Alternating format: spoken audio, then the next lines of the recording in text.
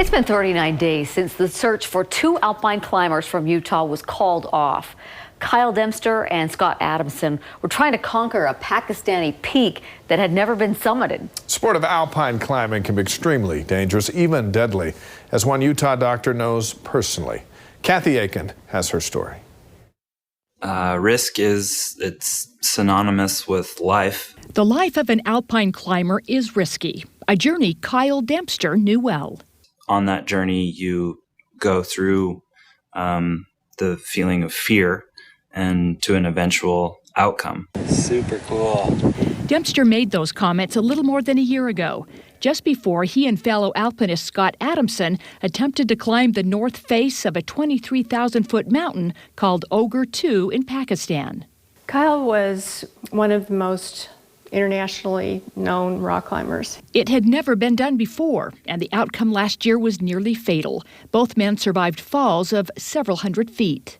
Ogre 2 is one of the most challenging and inherently dangerous peaks. It's not just something that you can walk up. Dr. Kate Wilson knows all about the dangers alpine climbers face. Her son Drew fell to his death on Baffin Island in northeastern Canada in 2005. Dempster, her nephew, was Drew's climbing partner that day. This is where Drew landed and where Kyle, at great effort, retrieved him. I used to say, if Drew lives to be 20, a good friend told me that I should quit putting that out there, which I did, and he made it to 24. Dempster continued his adventures even after Drew's death. For years, he's traveled the world and climbed some of the most dangerous peaks. Life with passion is the way we should all live, and not everyone has the opportunity to do that. I'm loving life for sure right now.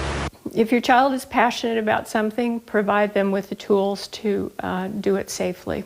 On August 21st, Dempster, age 33, and 34-year-old Adamson wanted one more try on that Pakistani peak. It was supposed to be a 5-day trip. What was your greatest fear when you knew that Kyle and Scott were going back for a second time? Certainly there were fears of an accident. There were fears of weather systems. It's certainly something that you have to think about when you consider that mountain range. The two were last seen August 22nd. The cook at base camp saw them near the summit before a terrible storm engulfed the mountain. The storm prevented a search until September 2nd. A helicopter crew could find no sign of the climbers. Dr. Wilson's sister Terry Dempster, Kyle's mother, spoke with the climber she knew at the scene. She asked him if it was a beautiful place, and he assured her that it was. And I think she was comforted in that image of him being lost in a part of nature that he would have cherished. Adventurous souls leave broken hearts behind. Just want to let you all know that I love you. Thank you very much. Kathy Aiken, KSL 5 News.